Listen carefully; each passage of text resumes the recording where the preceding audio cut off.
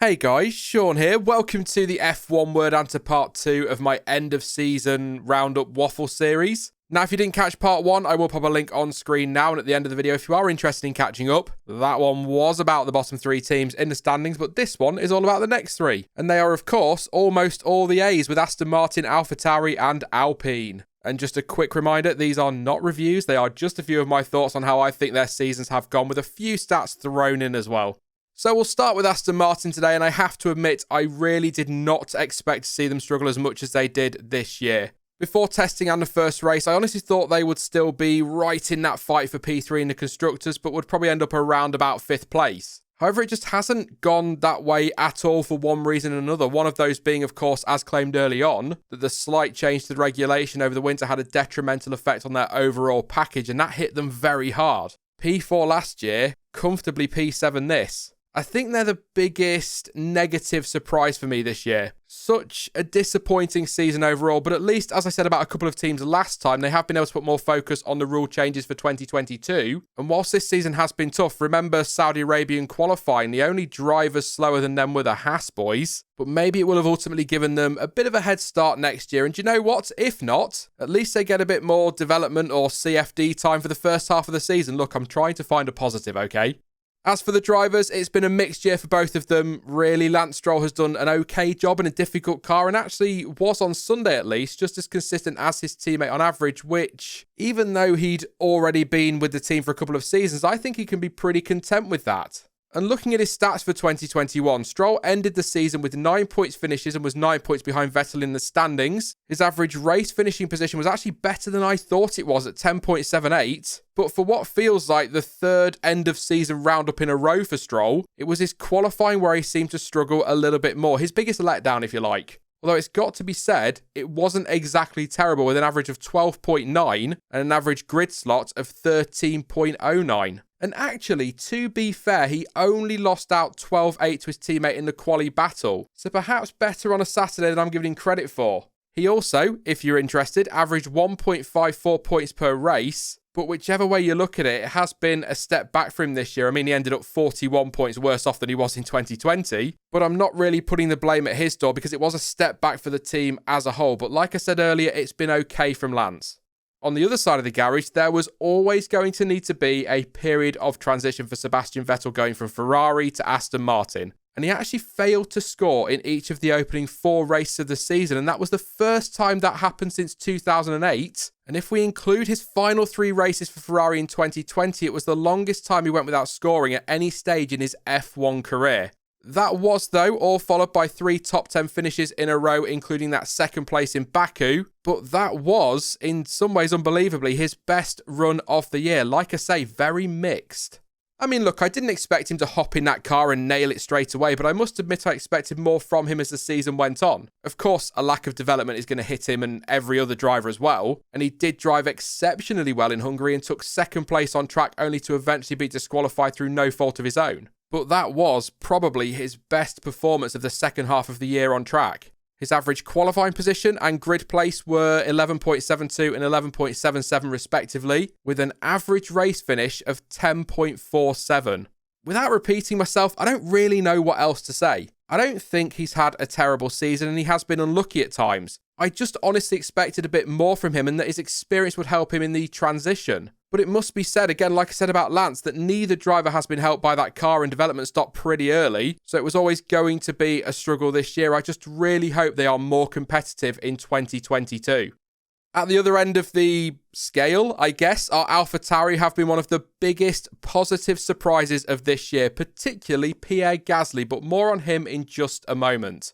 The team has made a decent leap forward in 2021 and have consistently not just scored points, but also got in the mix at times with the likes of McLaren and Ferrari for best of the rest on track. And for most of the season, they were at least realistically in the fight for P5, even if that did slip away towards the end of the year. And I am actually quite disappointed for them. They couldn't take what would have been a best ever championship finish of 5th place. But I do think they can be immensely proud and very happy with how 2021 has gone for them. They were genuinely fast and a threat pretty much all season, and they've really impressed me. hopefully they'll be able to repeat that next year, although I've got to say it might be tough given some of the teams around them and how they're expected to improve. But never underestimate that team, because as we saw this year, they can spring a surprise. Yuki Tsunoda has had an interesting first season. He's shown that he has still got that raw speed that I've always talked about when he came through F2, and I really do see a lot of potential in him. However, he has made some pretty big costly errors and has been a little hot-headed at times. The thing is, though, he is still young and it was his rookie season, so there were always going to be mistakes. After all, F1 has a very steep learning curve and it takes time to get to grips with it. But he definitely improved as the season went on and we did see fewer mistakes. Gotta say, as well, by the way, his weekend in Abu Dhabi was, in my view anyway, his best overall performance of the year, and I really hope he can take a ton of confidence from his 4th place finish and build from there heading into 2022. Stats-wise, they're not great, especially compared to his teammates. He ended the season with an average qualifying position of 12.05, with an average starting position of 12.76, a race finish of 11.72, and averaged 1.45 points per race, ending up with a total of 32, of course. He was well beaten in the teammate battle, though, but again, it was his rookie season, and Pierre Gasly was an absolute machine this year. It was always going to be tough to take him on. There is definitely a lot more room for improvement for Tsunoda, but in fairness, he's moving in the right direction, so keep an eye on him next season. As I just said, Pierre Gasly has been insanely good this year. What a season he's had. Ever since he returned to the team, he has gone from strength to strength, and 2021 was another big step forward for him. I've been super impressed with him all season, I really have. I mean, with all due respect to Tsunoda, he basically carried the team in that fight with Alpine, picking up a career-best 110 points across 15 points finishes and found himself on the podium once again in Baku. And it could have been even better had it not been for the reliability issues he suffered in Bahrain, Italy and the USA.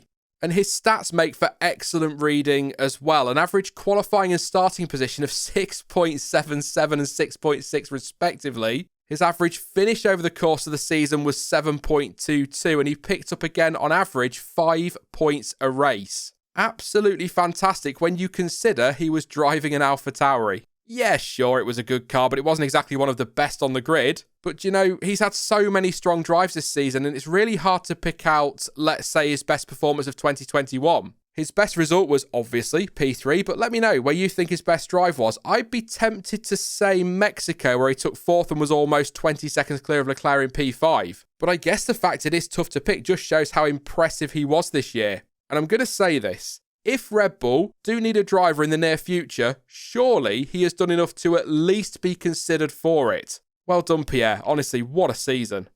And for the last of the teams today, it is Alpine. And you know, I've really struggled to give an opinion or even sum up their season at times this year. I've said in live streams before, they've had a mixed season and it felt as though they'd had a difficult start, an okay middle and a strong end. When you look at the team's results this season, that's not really true at all. At least one of their drivers scored in each race from Imola to Turkey with double points finishes in 2 of the opening 3 races. Yes, I know, points and stats don't always tell the full story, but this has been a much better season for Alpine than I've been giving them credit for. Yes, they did finish the season in the same position as they did in 2020 when they were known as Renault, and okay, it has to be said they are worse off in terms of points, and that's despite having won a race. But despite all that, I still think they've had a pretty good season.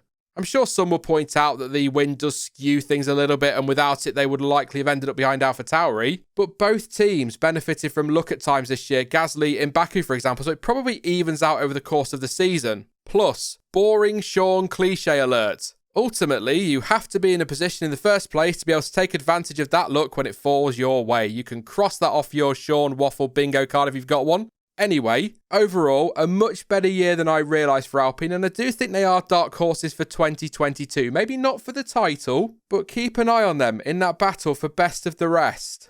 And you know, Esteban Ocon kind of falls into a similar category, better than I've been giving him credit for. He's not been one of the best drivers of the season or anything like that, but I think he's top 10. And he's had a decent year. And yes, he is now an F1 race winner, which nobody can take away thanks to his brilliant defensive driving against Vettel in Hungary and the teamwork demonstrated by his teammate. He's actually managed to rack up some good point scoring streaks as well, scoring in 4 of the opening 5 races, 5 in a row between Britain and Italy, and then just for good measure, he ended the season with another 4 in a row. His average qualifying result comes in at 10.95 with an average grid slot of 10.68. He's got an average finish of 9.15 and he has, again, on average, scored 3.36 points per race. It really hasn't been a bad season at all for him. Sure, there were some bad runs in there, most notably between Baku and Austria with 2 DNFs and a couple of 14th place finishes, but this could be the best way to sum this up. Here is something I didn't even realise until I started digging into the stats.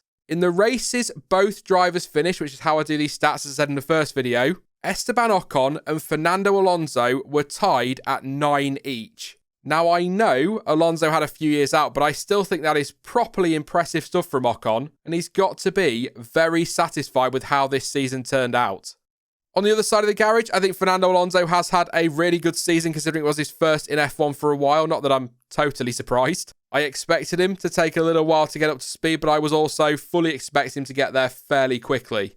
Like his teammate, the Spaniard has also had some good runs in the points and ended up grabbing 15 top 10 finishes in 2021. Not too shabby at all. I'd also like to point out that Fernando scored more points on his own than Aston Martin did as a team, and actually, to be fair, Ocon himself was only 3 adrift of doing the same. But just pushing all of that aside for a moment, one of the things I've really enjoyed this season has been watching Alonso in wheel-to-wheel combat. He's lost none of his ability, and whilst Ocon took the accolades for Hungary, Fernando absolutely deserves just as much credit for the way he was able to brilliantly hold off Lewis Hamilton. And yes, it was so nice seeing him up on the podium again, this time in Qatar, the first podium since Hungary 2014. Think it's fair to say, long overdue, Fernando. Stats-wise, well, they just demonstrate how close it was between him and his teammate, at least when it comes to the numbers. Alonso's average qualifying position comes in at 10.95, the same as Ocon. He has an average starting position of 10.5 and an average finish coming in at 9.05. And on average, he scored 3.68 points per race. Really good year for Alpine overall, and I am so sorry that I have sold them so short this season. That is it for this one then, but you can let me know your thoughts on the teams and drivers featured in this video in the comments section down below. Now, I will be back soon with some more content, and next up for my end of season roundup series thingy is the battle for third between Ferrari and McLaren. I will come up with a name before 2026, I'm sure. Anyway, in the meantime, if you did enjoy this one, then please do leave a like, as it really does help the channel out, and don't forget to subscribe so you don't miss out on any future videos or streams. But as ever, thank you for watching. I've been Sean, this has been the F1 Word, and until next time, goodbye.